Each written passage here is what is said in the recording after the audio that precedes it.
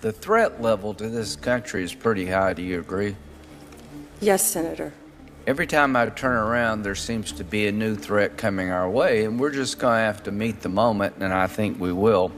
So one thing I want you to reconsider is I think there was some termination of protective details for people that were targeted for assassination by the Iranians because of the role they played in the first term. Pompeo, Secretary Pompeo, and others. I'd urge you to reconsider that. Sit down with the intel folks, because I think the threat level is pretty high, and that's just something for you to take back. I think Iran does want to hurt our country. Now, back to lawlessness that was mentioned. Can you very briefly give me the scope of the problem you've had to deal with just on illegal immigration? Yeah, I think, yeah.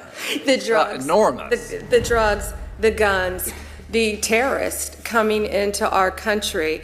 I just say this because it's relevant to where we're sitting. 20 minutes away, we arrested one of the highest level members of one of the biggest gangs in the country living in Virginia.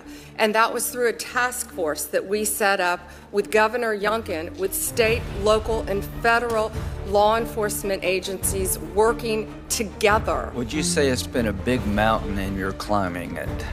It's been a monument. It's been Mount Everest. Okay. It is monumental. It is monumental. Let us help you climb Mount Everest. Mr. Hallman said that if we don't get more money into the system, we're going to hit a wall in terms of the president's promise to deport people that shouldn't be here and represent a danger. Do you agree with that? That ICE needs more funding? Always, yes. Okay. So reconciliation is on the way, but I just want everybody to understand, you support the president's border security budget. I do, and Senator, the big beautiful bill gives $500 million to us, to Department of Justice, to combat drug trafficking. Well, we're gonna start the big beautiful bill, and we ain't leaving town. $600 million for prosecute immigration matters, which are really all the issues that Senator Peters had discussed with me, and $950 million to reimburse non-sanctuary states and locals for cost that they've incurred, and $1.25 billion for other immigration issues.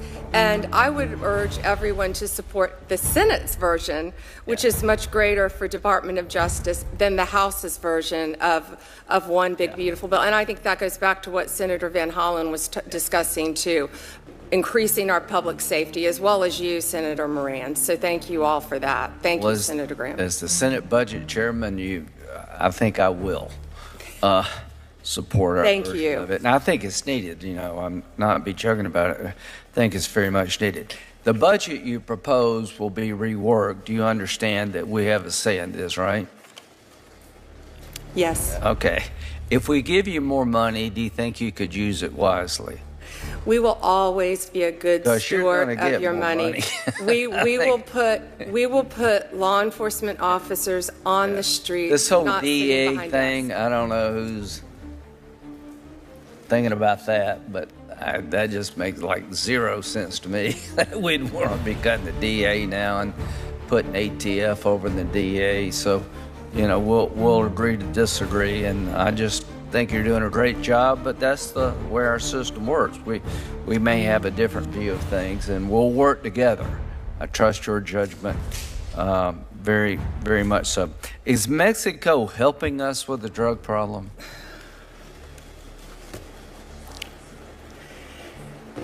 Senator, that might be a conversation to better have in a classified setting. Okay, well, here's what I want to say publicly. No.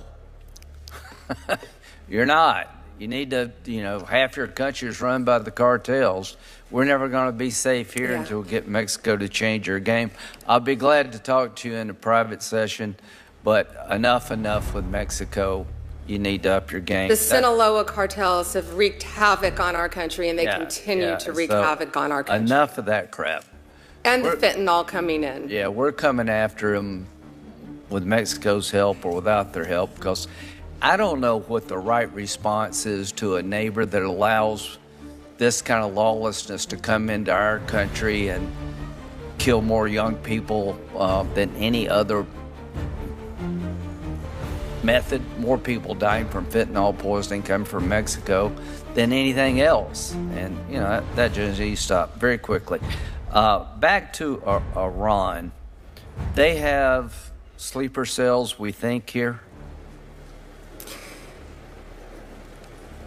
We have thus far arrested 1,500 illegal Iranians in our country. That is something that I would like to talk about in a classified setting. So but yes, have they invaded our country? Yeah. Absolutely. You said Iran's a threat to America.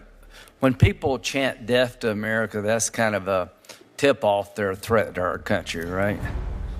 And to our Jewish population, yes. Well, to all of us. And when they swore in the recent president in July of last year, during the swearing in of the president of Iran, they were chanting death to America.